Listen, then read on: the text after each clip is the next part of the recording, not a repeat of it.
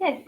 Hi, everyone. Thank you so much for joining us today. My name is Kartika, and I'm from LeadSquared's marketing team, and I will be your host for the day. I know that everyone is super excited for the holidays, New Year, and everything. Same here. This will be the last panel discussion from LeadSquared for the year 2022, and that makes me really, really excited to welcome our speakers for today. All right, so without further ado, let me quickly introduce our speakers. We have Mr. Nikhil, who is the Chief Revenue Officer at SkillLink. Hi, Nikhil. Thank you for Hey, joining us. hi. Hey, hi. Please tell us a bit about you, your journey, and everything so far. Yeah. Thank you. Thank you, Kartika, for introduction. I represent Skilling, take care of sales and marketing at Skilling, basically accountable for the whole revenue and CM till CM3 piece for the company. Uh, Skilling, I'll just give a brief about Skilling. Skilling is a edtech platform which works with core engineers, mechanical, civil, electrical, apart from computer science and data science, other streams, and give them core domain jobs after our course. These are our indigenous courses, and these people who take up the courseware are easily get interviewed by a lot of big companies in core engineering space. Thank you. Thank you. All right, thank you so much for that short introduction. Okay, let me introduce our next speaker. We have Mr. Abhijit with us here today. He is the VP of Sales and Marketing at UpGrad. Hi, Abhijit. Thank you for joining us. Again, please tell us a bit about you and your journey. Yeah, sure. Thank you, Kartika. So currently, I'm working as a vice president of sales and marketing, and I'm handling the vertical, which is called Upgrad Campus at Upgrad. Uh, Before coming to Upgrad, I've also worked in Byju's and Great Learning, so I can say that I have my fair share of experience when it comes to EdTech. And before joining EdTech, I worked in finance and automobile. So this was a sort of an accident to me to enter into EdTech domain, but I'm really happy.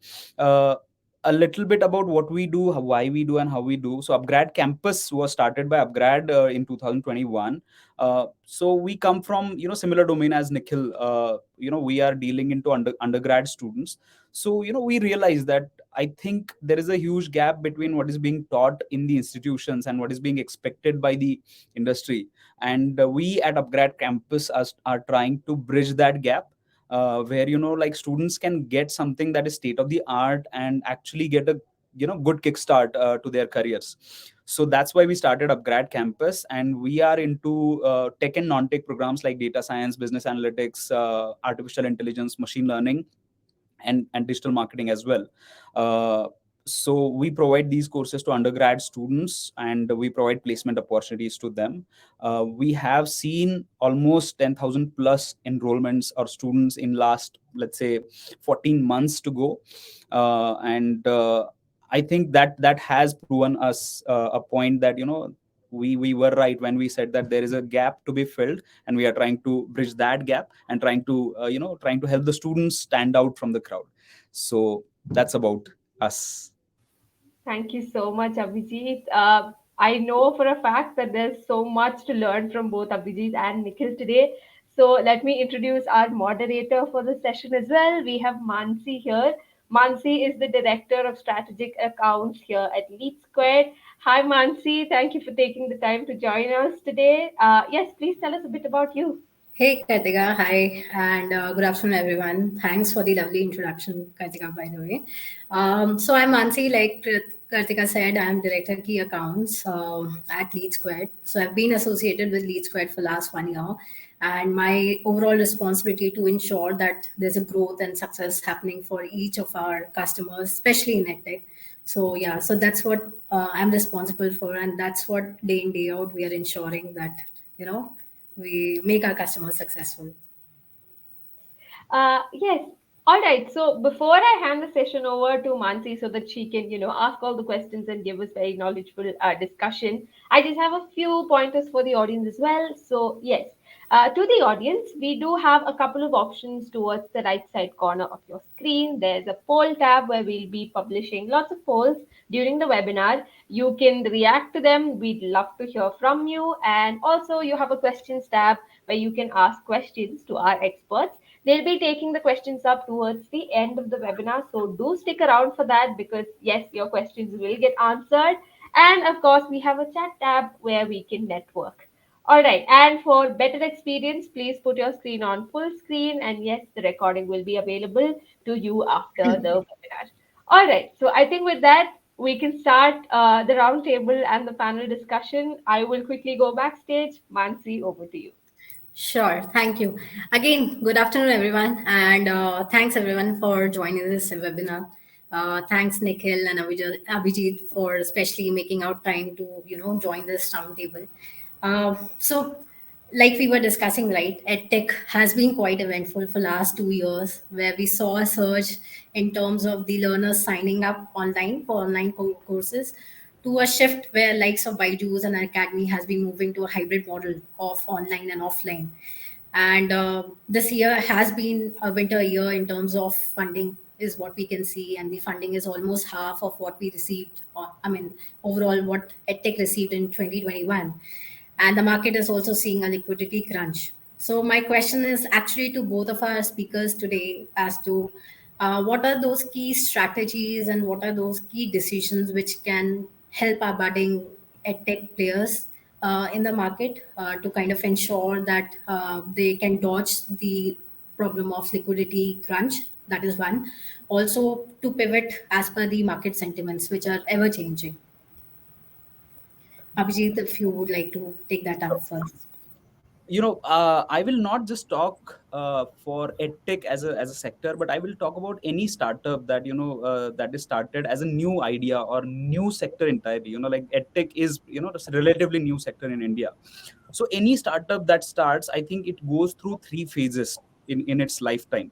The first phase is like where design thinking is a major part, where you are thinking about desirability of your product and figuring out the problem and trying to fit your product to that problem. So I think we have to give a certain time to this phase. When you are like designing the product, you are entirely putting your design thinking mechanism there, where you are trying to understand what is the problem that we are trying to solve, and how desirable or how how optimum your product is to fit into that particular problem. After completing this design thinking phase, a startup, and I will talk about it tech because I'm coming from that. I think it enters into lean startup sort of zone, lean company, lean organization. And when I say lean, I mean like cost saving sort of optimization area, where you are trying to make your product viable, and you are like you have figured out the problem in the first phase. So second phase, you are trying to understand uh, a solution fit. See, again, we are entering into second phase. The solution fit is definitely there, but how can you optimistically or optimize that solution fit to the problem that is existing or that is there to for you to solve? So I think as industry, edtech is going through this phase right now, where we are trying to lean, make the systems lean, make the organizations lean, where we are trying to optimize the resources, use them to the maximum of their utilization, and make the solution viable. And I think after this, like right now, I think we are in the middle of this phase. We still have some time to go. After we spend this phase, then we get into a phase called where any settled industry is there, which is into agile development. You don't take a month or 6 months to take a decision and act on it. Like you become agile, you take decisions quickly and you implement quickly.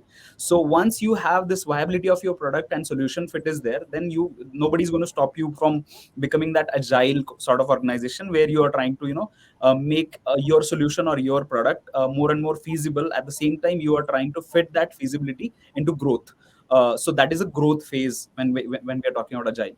So as industry, edtech is into that second zone, where we are trying to make the systems optimized, right? There is all the talk going on about edtech having liquidity crunch and edtech going through a little tough phase. I would rather look at this from the other point of view, that this as an industry is into that phase where we have to make as lean as possible all the systems, all the processes that are out there.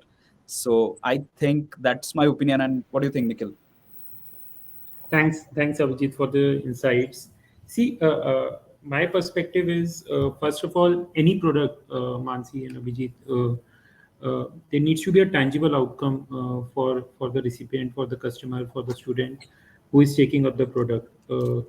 what is the tangible outcome from your product, any edtech product, whether it is K-12, post K-12, or any other industry rather. What is the tangible outcome for the student or for the customer, which which will either change their life or which will enable them to change their life thereafter. That tangible outcome, if it is there, then obviously there is a perfect product market fit.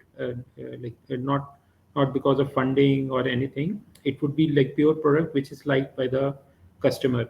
Second, I would say it is a good time to for businesses to work on the unit economics, go backwards, see what are their gross margins, how much, what percentage of marketing spend they are doing, what percentage of sales incentives or salaries or like everything they are giving in terms of their revenue. Go back to the basics, follow the unit economics. If that is perfect, and then you would be a nearly profitable or cash flow positive company, even in a growing phase. Third, like these business fundamentals and tangible outcomes, if they are catered off,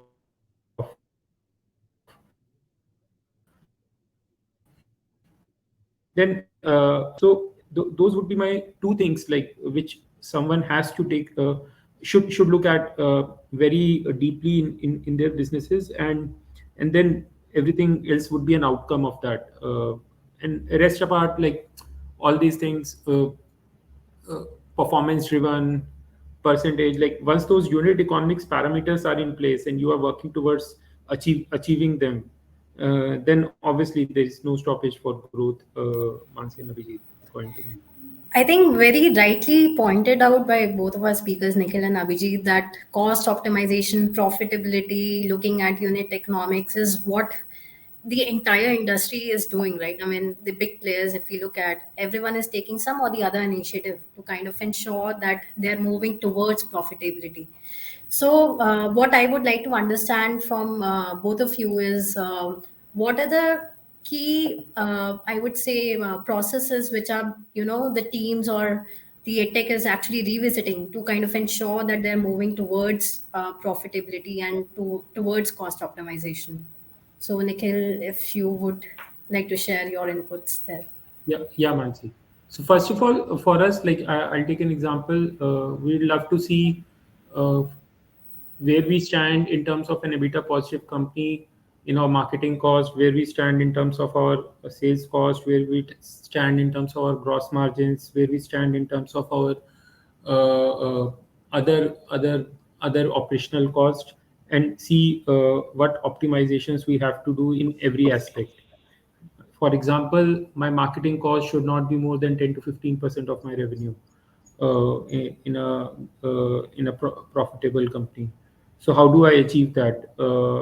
Is there any other way? Is performance marketing the optimizing performance marketing the way, or any other way to achieve that? Second, sales. What are the revenues sales people are bringing per month in order to have that profitable unit economics, uh, average revenue per salesperson per month. So those kind of parameters, daily, weekly, monthly, being looked at, worked upon, how to improve them. Management bandwidth will being put on improving these metrics. Definitely is on our charts, which we are working towards relentlessly on a day-to-day basis, and we believe this will help us in a very long term if we are working on this and become a profitable company from now on, working on these metrics. Definitely it will help us in a very long runway, uh, uh, even if we are a small or big player in the industry. Abhijit, Yeah. yeah. So I think you have put it very correctly. If it is coming to revisiting the things that we need to look at, I think performance marketing will be the first thing that people should look at. I believe when it comes to education, especially at tech industries, relying on performance marketing to get to reach out to people. Uh, is not so much of a good idea anymore. I think we need to figure out other channels to reach out to the customers. We have to figure out ways to reach out to the customers without any interference of the social media or any channels like Google search. So I think performance marketing is something that edtech companies should definitely revisit. They should analyze, what is working, what is not working. Like, for example, Nikhil also has a lot of products. I also have a lot of products. So not just on the company level or on the vertical level, I think a product level, we have to figure out how these marketing channels, performance marketing channels especially, are working out for us or are not working out for us, and then probably take some drastic decisions on that basis. There were times, and secondly, of course, as you said, Nikhil, sales productivity is one thing that people should definitely look at. There was a time when salespeople used to be proud with the fact that I have a team of 200 or 500 or 700 people. I think those days are gone, and right now, and as I mentioned in my first point itself, lean teams are better teams any day. I would rather be, and there is always this Pareto principle, right, where 20% of the team is getting 80% of the revenue. So we have to figure out how to optimize these sales resources, and allocate a very solid cost to them, but at the same time try and get a maximum productivity out of them. So I think these are the two things that I'll definitely and we have been visiting, we have been working on this, and we are trying to figure out other channels of reaching out to the customers. Sure. So, Nikhil, like I'll add what to you that, mentioned. Sorry, please I'll add continue. to that, to the valuable perspective Abhijit has said. See, sales productivity. If sales people are doing exceptional in their careers, it will give them more paths to grow their individual careers. So it will create a very positive cycle within the company for them to excel in their careers. Like if a salesperson is overperforming or actually doing bare minimum, they, whether they are with you, without you, after 3 years they would be like much ahead in their careers as they are on today. So it will create a very positive cycle within the company also, where high performers push more high performers, and then they achieve growth, like in terms of the career growth, monetary growth, everything, and definitely achieve much ahead than a average person would have achieved in the next 5 years. So yeah, very rightly put, Abhijit. Yeah, so just to add to, like, I think one thing that nobody can take away from edtech industry is that edtech industry has given us fantastic salespeople. They can sell anything now, like even if they are not working, as Nikhil said, like if they are not working with me or in my company or in my sector also, no matter what they're selling, they'll be fantastic salespeople, and as Nikhil said, they will get growth. So I think that team building, or like, I think sales as a profession has to be promoted in this one, I think. So that's very important. That's what we are trying to do here. So, actually, very rightly pointed out that ARPU is something which everyone is focusing on, sales productivity, the quality of conversation which a salesperson is having with the lead, right, or a learner. So, how has actually technology helped you in this journey of your improving the sales productivity and ensuring that there's a higher ARPU across the organization? So, where does technology fit in this journey? Okay. So for me, technology is like everything that can help me analyze more and more data. So that's what I call technology. I don't get into gadgets, and I don't get into those dashboards, that fancy dashboard, but something that is helping me analyze more and more data is something that I completely rely on. So those were the days when I started my career in edtech. At that time, to get higher numbers, we used to push people. We used to, like, there was only stick method, no carrot and stick sort of. So right now, I think we have become more scientific in our approach towards how to improve the ARPU, how to improve the productivity. So I think uh, everything that helps me crunch more data and helps me analyze where are we lagging, or where are we missing out, or where should we put more emphasis on. I think that's something that is good for me. So I am using tech from that point of view only, to understand and analyze more and more data. Sure, Nikhil. I think very rightly. Yeah. Yeah, Mansi. I think very rightly put. Technology will enable you with different things. It will not solve the things for you.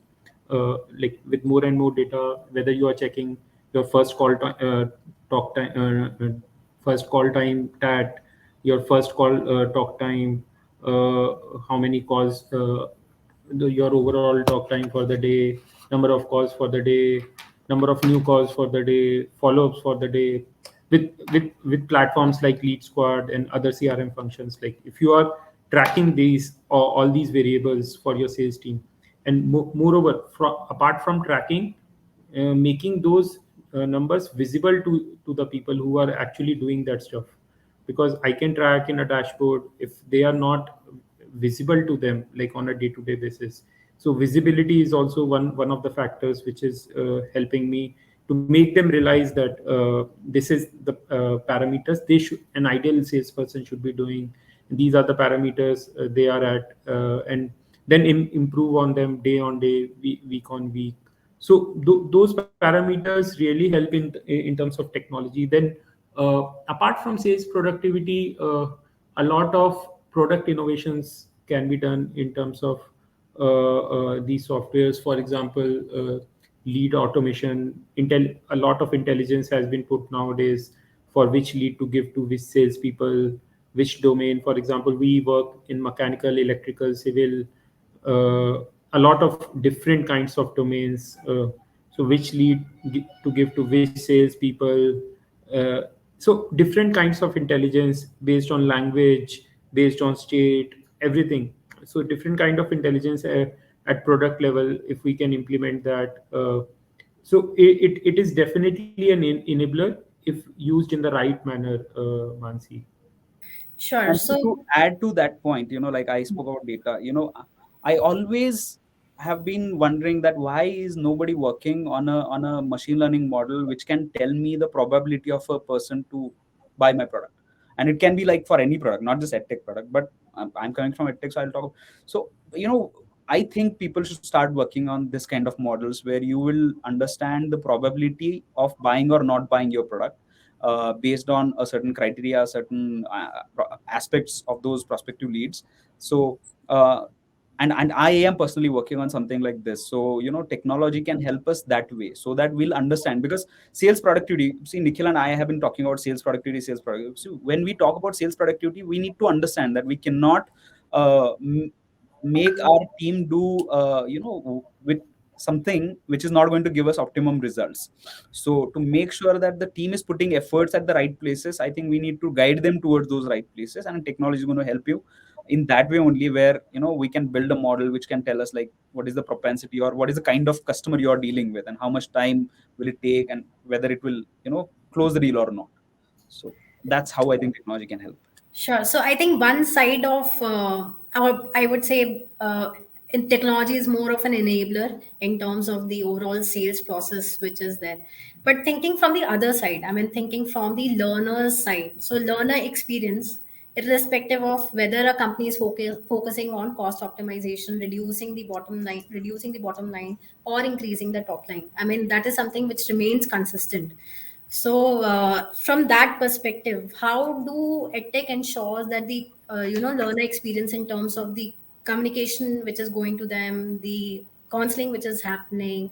So, how do we ensure the right content is going to the learners? So, how does technology help there? As I So said, first, yeah, go on, Nikhil, sorry. please. Yeah, so as I said, like I need to understand what is to be sent or what is to be shared with what kind of customers. And for that, again, as I said, like data and technology going to come and help me. I need to be able to segment my customer base or my prospect base in such a way that I need to understand that who are the customers who will understand a certain context or a certain aspect of my product, whereas like some other set of customers or prospects will definitely go for some other aspects of my products. So I think right now we are trying to use various platforms like WebEngage, where we are trying to segment our customers and where we are trying to understand what needs to be done. So mostly it's manual as of now. I think everywhere it's the same case. Mostly it's manual, but and I don't think it will go entirely automated, but manual is important. So we are figuring out different sets of our prospective customers, and based on that we are trying to understand what communication needs to be sent to them. Yes. Uh, uh, so for me, Mansi, like technology, obviously one is on the org side, which is helping us.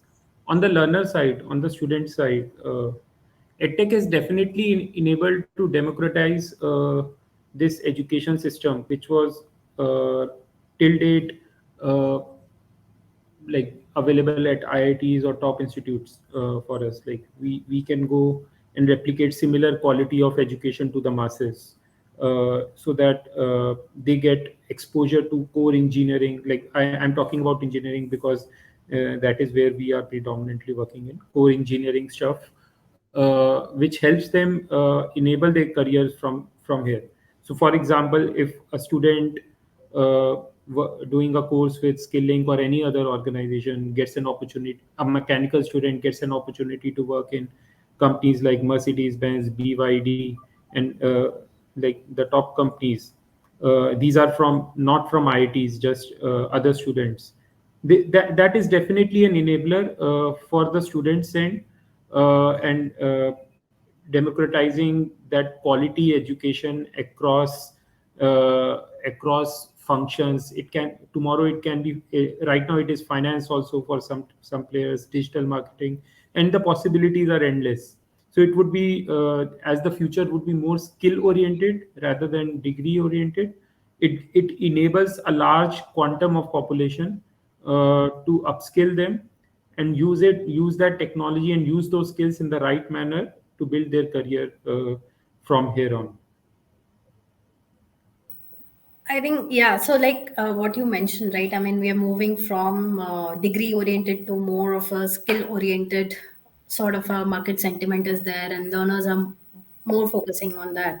So, and I'm sure there would be a lot of changes in terms of how these learners are coming and trying to kind of explore different players or different sort of programs in the market. So, what all market channels have actually worked for you in this year when there were a lot of changes, there were a lot of competition happening, there were a lot of movement around profitability again, and bringing back that discussion again of cost optimization. So, which all channels actually worked for you, and what do you think 2023? Which marketing channels will actually work best in terms of getting more learners onboarded? Yeah. I'll take that question first. First of all the traditional performance marketing channels definitely has worked for us. I would say Facebook, Google, LinkedIn, all those top sources. Definitely will prefer Google search any day rather than any other source, because it's a pull product, not a push product. But again, scalability is achieved through other products, other channels, so we cannot ignore them. These are primarily like the traditional performance marketing channels, where you will have to see again data every day, every week of your campaigns, creatives, ad sets everywhere, and optimize and achieve that kind of efficiency every day. Second, we definitely put a lot of effort in our customer referrals, which constitutes roughly around 30% of our business as on today. Customer referrals definitely is pure like word of mouth, which helps your business in the longer run, and definitely in terms of cost optimizations in the shorter run.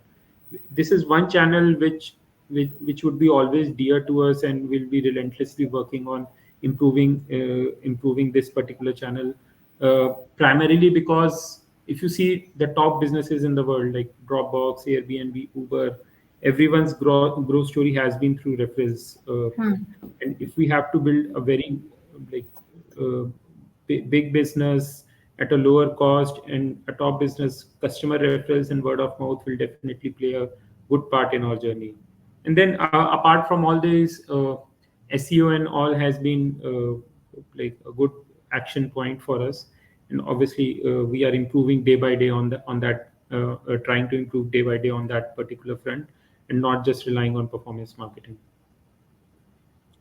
Yeah, I think Nikhil has covered the most, as he very correctly said. Performance traditional performance marketing channels are going to be the best ones in terms of numbers, of course. But if you think about making the organization lean, we have to rely on other channels like referrals or organic and direct leads, which you get over the period of time. So because of for which you have to put a lot of efforts on delivery, first of all.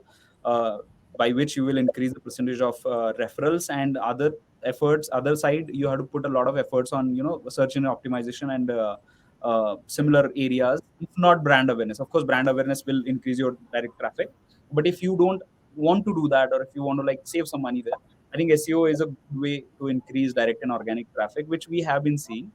uh, and in coming times, though, I would like to say that in for upgrad or upgrad campus, our tagline is lifelong learning. Like we are there with you for your learning throughout the life. uh, so for upgrad campus, basically, the major channel of, I think, new enrollments should be, and should will be probably, is renewals. Like somebody who is an undergrad student doing a course with upgrad campus right now this year, let's say, couple of years later he should come back and do a course with upgrad as a working professional. And then 5 years later he should come back to us and do MBA, and 10 years later he should come back to us and do a doctorate maybe.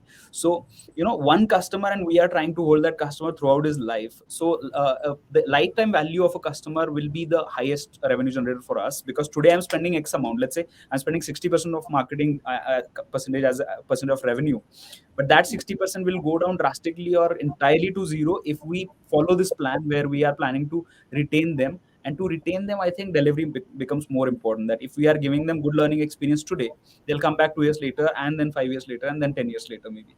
So I think we as an organization, or any edtech as an organization, should focus on lifetime value of a customer also. I think that's a very interesting idea. I mean, like you mentioned, right? I mean, one learner who signed up with Upgrad campus should go back to after AM probably sign up with Upgrad and then some other courses. But as we see, right? I mean, all edtechs, they work independently. Even Upgrad campus would work independently of Upgrad. So how do you think that would work with the? No, I mean, so we upgrade campus and upgrade, we still are same entity. Like our delivery platform is probably the same. The LMS, the learning management system that upgrade uses, and the learning management system that we use is the same thing. So right. it's not going to be dependent on what brand they enroll for. They enroll for upgrade campus today, and tomorrow they want to enroll for upgrade, but they use the same learning management system, right? So they know how and what we do. They have gotten a good learning experience, so it will work in two ways. One, for referrals, they'll refer their friends and family, and they will come back to us when they will think of upskilling themselves in future. And best thing is in upskilling is that technology changes every 5 or 7 years. Like today you do one course and you get some good career outcome out of it, but 5 years later you have to do something else again. We are not in that zone where you are studying to one company, one profile for 20 years and then get retired from there, right? So Hmm. I think this is how we are building that lifelong learning sort of journey for customers. Understood. Nikhil, so while we discussed about upgrade, I mean, when we work with large lead volumes, which may be in crores, right? I mean, we have learners who may have used skill links program in past, and now we are kind of targeting again. So how do you think that works? I mean, what is the focus of the team? Do they really focus on bringing them back on the renewal part of it? Yes. So Mansi, very, very appropriate question. See, around 40% of our business comes from reactivation of old leads, I would say. Leads which have registered in the past from us. Now, a student might be in second year. Earlier, they might be interested in our course. Now they have come in fourth year, or they have just graduated. So these people actually might not be interested earlier in the course. They are interested right now. That is one use case for us. Second, we come up with different product offerings. I'm not talking about discounts here. Product offerings when definite type of companies might be appealing for them in terms of placements, which were not there with us earlier. Uh, I'll give an example like BYD is recruiting from us, which very recently. Now, these type of companies might not be available 6 months back. So a learner who might be interested in getting opportunities in such companies might be revisiting us back. We introduce new courses, example electric vehicle course, both for electrical engineers and mechanical engineers on a different front. Now, a certain type of learner might be interested in such kind of course for upskilling themselves, which is one of the largest booming industry right now. So they might revisit us, want to do that course, and get opportunities in such fields. So a lot of use cases are there. It's about how we segment them. Then obviously all the discounts and all the traditional marketing stuff will come. So traditional marketing stuff, product offerings, and segmenting them in a right manner is definitely one of the big use case for us. And it goes around with our cost optimization also. Like you cannot get uh, uh, unlimited supply of new leads. Like again, that principle of 10 to 15% of marketing spend of revenue won't be achieved if you are doing that, like just getting top of the funnel leads. So it makes a very big use case for skilling, definitely. And I think it makes a bigger use case for every industry. I worked in telecom. Before Geo, actually, you used to get a roaming pack, 100 rupees, thousand Airtel to Airtel minutes pack, and all those things. They used to call it internal monetization. So you cannot have new supply of customers every time. You have to reinvent your offerings for them. Banking industry is a very good example here. CRM, where people uh, cross selling, upselling of products is there. So in every industry, I would say, not just edtech, this particular use case is definitely there, especially in places where it is a tangible outcome for them, like whether it is in terms of learning front or or product. Got it. So, do you think 2023 the focus would be more on reactivations than actually acquiring new learners and kind of expanding So the overall? I think it has to go both ways. You have to see that X percentage of revenue should come from this, X percentage of revenue should come from referrals, percentage from organic, X percentage from performance marketing, and then reinvent your business model and optimize it every month. Like if you are not able to achieve that particular perspective, that's okay, but at least you will know that you have certain areas to improve upon in terms of referrals or organic or somewhere, and you have to work on improving them rather than just ignoring them and just continuing with one subset of top of the funnel source. So basically, all channels should work hand in hand. I mean, it goes hand in hand. It's not that one channel would work and not the other, but it's all channels working together to ensure that there is a sustainable business. All channels working together plus product, I would say. So let's say Yes. you do a TV ad today, your website traffic increases drastically. If you don't have a good mechanism to capture that lead on your website, it's all wasted, like it's top of the funnel spend. So all working hand in hand with proper product integration, the funnel of the customer who is coming to your website or app or anywhere should go hand in hand to have a like proper optimized structure for you. Like Got that's it. why, like marketing, they are reinventing as growth in everywhere in every company. Got it. Abhijit, what are your thoughts on this? No, as very correctly said by both of you, like the traditional performance marketing channels, if you are spending X amount on them and getting Y leads from those channels, it should not go down. Like you should still keep spending X amount on them, but the Y should increase. Like the Mhm. optimization of the campaigns is very important here. So if your cost per lead today is, let's say, 200 rupees, it has to go down a little bit. You have to work on that. You have to optimize so that you will get higher number of leads in the same spends. But at the same time, if you are getting Y enrollments this year or this quarter, let's say, the next quarter, that Y, the contribution of that Y to the total enrollment should go down, and because of, Mhm. like, for which you have to make other channels work, like referrals, organic, and direct traffic to your websites, and renewals, of course. So I would always say that performance marketing is something that will never go away from edtech, at least that it's here to stay. Hmm. But at the same time, its contribution overall should go down because of other channels coming up. Understood. Got it. So, like we saw, right? I mean, 2022, year 2022 was very, very different from how it was for EdTech in 2021. I can actually say it was 180-degree opposite of it. So, what do you think? What would be the kind of trend in 2023? How it's gonna be in 2023? What are the different, how different edtechs, which are upcoming edtechs, how they can focus on ensuring that they can grow their business in 2023? I think the upcoming edtech should learn from the mistakes committed by the existing edtechs, and if you are not learning, then trust me, like there is no way you are going to work out things. Uh, and for that, I think you need to realize what are the mistakes that are committed, and it's like there are plenty of forums available to understand what are the mistakes that are committed, and you need to learn from those mistakes. For the existing, bigger edtechs, I would say you have committed mistakes. Committing mistakes is not a crime, but repeating those is definitely a crime. So let's not repeat those mistakes, and let's try and optimize things, and understand how we can make increase the productivity of the teams and reduce the costs overall. I think that's how I would put next year for this, for us all.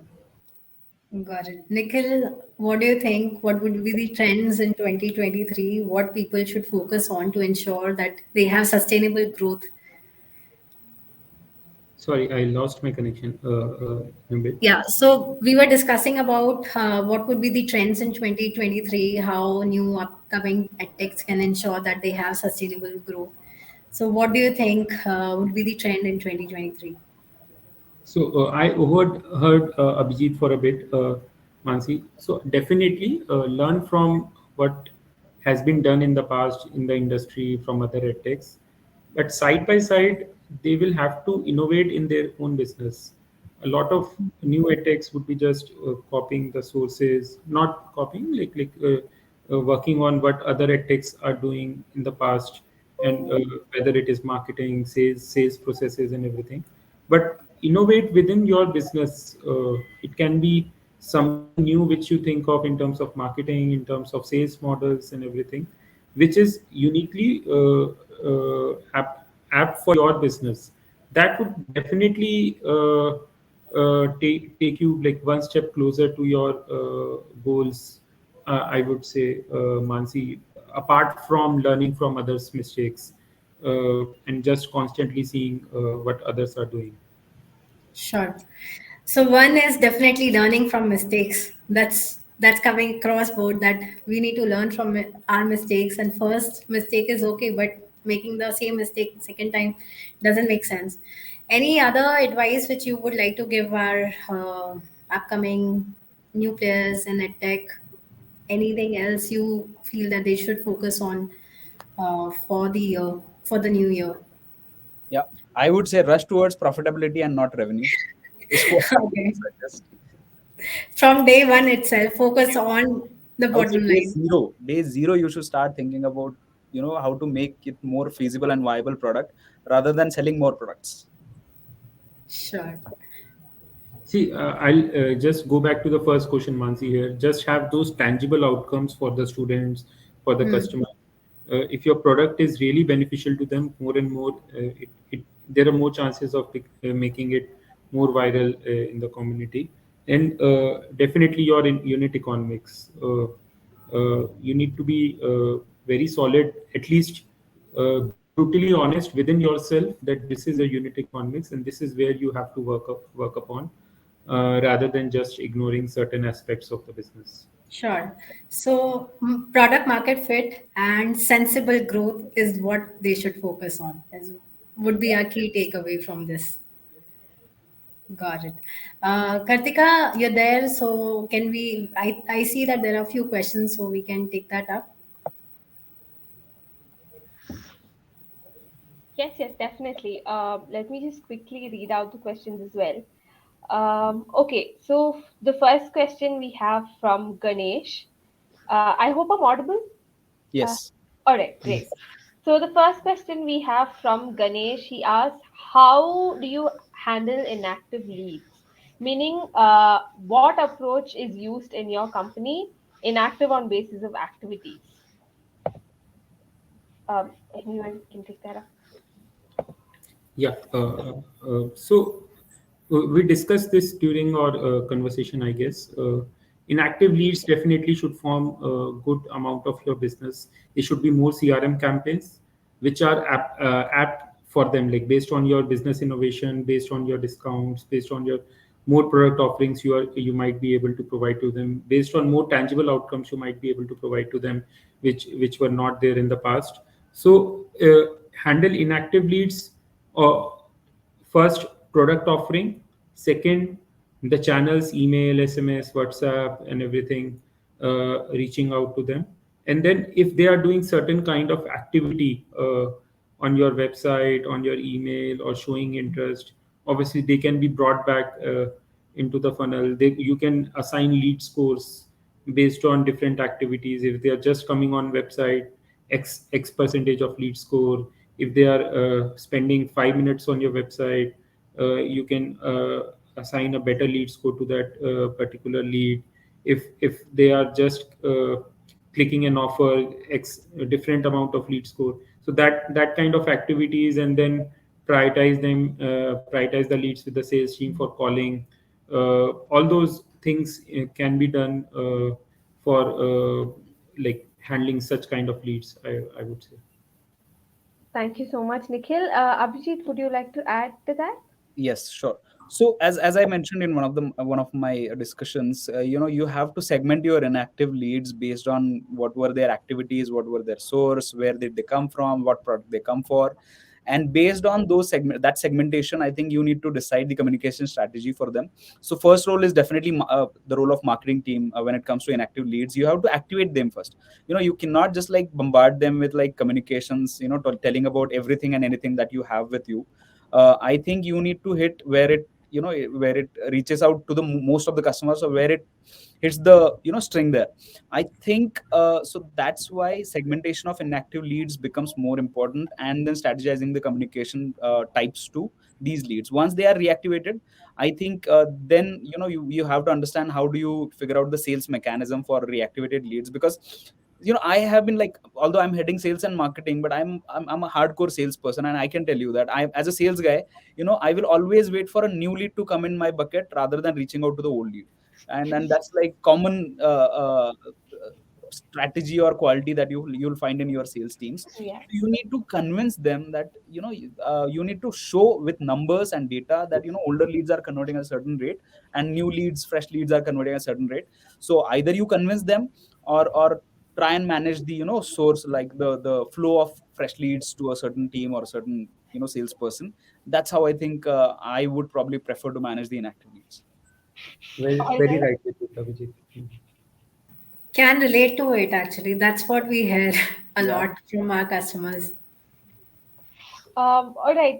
So I think I'm actually not able to switch my camera on. So Mansi, if you could just take up the next question, I'll just refresh my page and pop right back in, if that's okay.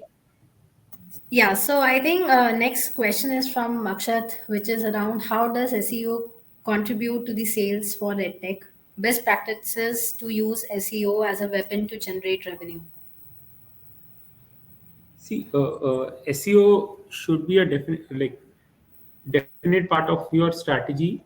It might not bring immediate results in terms of traffic and all, but depending on your business. For let's say for skilling, we have our own content, like it's our in-house content which is being delivered to the students. So we have a lot of content which can be reutilized in SEOs in terms of blogs, videos, everywhere. So we will definitely love to utilize those. Giving our students key insights, what they will learn in the course, in generating interest. And this is a daily activity. It's not like one victory has been achieved and then it's a daily process of improving in SEO. And if you do that from day one, at least some major step, some small steps, day on day, it will prove results like in future. Apart from that, technical SEO should be perfect, I would say. Like your page load speed and all those hygiene factors, someone needs to monitor on a day-to-day basis and deliver on those. Yeah, only one line from my side, like building SEO mechanism or expecting results out of SEO processes. is a process of patience. You have to wait. You cannot get overnight results. I think you have to like give it at least 6 months to work out, right? You cannot see very substantial growth in terms of direct traffic to your website, or for that matter enrollments or ultimate product sell. So it's a matter of patience, and it's a long time practice. You have to wait for at least 6 months is what I would say, if you are doing everything that Nikhil mentioned, technical as well as non-tech SEO part. So that's what like if your boss asks you like why isn't SEO working, tell him that it's a process of patience. Wait for it. Don't give up on it is also, I think, something that I would like to tell. So yeah. Holly, holly. But but the input metric should be correct here for the SEO person. Yeah. For example, how many blogs they are publishing in a week, Yes. quality blogs, how many videos you are being put, Yeah, how how many backlinks? Yeah. backlinks, everything. Those input metrics should be set for the team, so that even if the results will come or might not come, but if you are performing your job day to day, it will definitely improve Yeah, over yeah, time. exactly. Like it's not like that you do something today and the results will come 6 months later. You have to put efforts every day for 6 months, and then results will start showing. So that's how I think SEO works. All right, thank you so much. I hope that answers the question, Akshat. Yes, we have one more question from Yasin. I hope I'm pronouncing that correctly. What will be the trend in 2023 in the edtech industry? Kind of what the whole panel was all about. Which marketing channels to focus considering the scope of a lockdown coming? Oh, yes. I would not be the right person to comment on lockdown, but I hope it doesn't come for the whole country. But yes, as we spoke, like different channels like referrals, performance, SEO, organic, to be worked upon daily on a like with a individual perspective to each channel. What percentage of revenue should come? What percentage of spend should go in each channel? What percentage of CAC? What is the CAC of each channel? What is the blended CAC for you? And then working on each channel relentlessly, and not give up like one channel is great or second channel is good. That should not be the choice. Yeah. So I Okay. think we have like the last question Mansi asked like was entirely around this only. So the trend in 2023 will be optimization, and which marketing channel to focus considering the scope of lockdown. See, whether the lockdown comes or not, I think you should focus on non-performance channels is what I would suggest. Of course. I hope that answers the question, Yasin. So I don't see any more questions here, but a few of our registrants, they had mentioned that they would not be attending the webinar because they're on leave. But then they did send a few questions to us over email. So I think I'll take one of those up. All right. The first one is quite a few edtechs are planning to move to hybrid model of learning, either by partnering with existing centers or investing in infrastructure.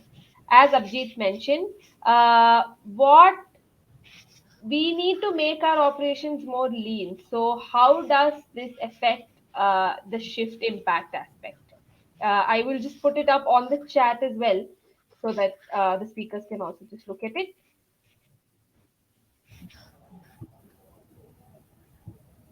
All right. Yeah.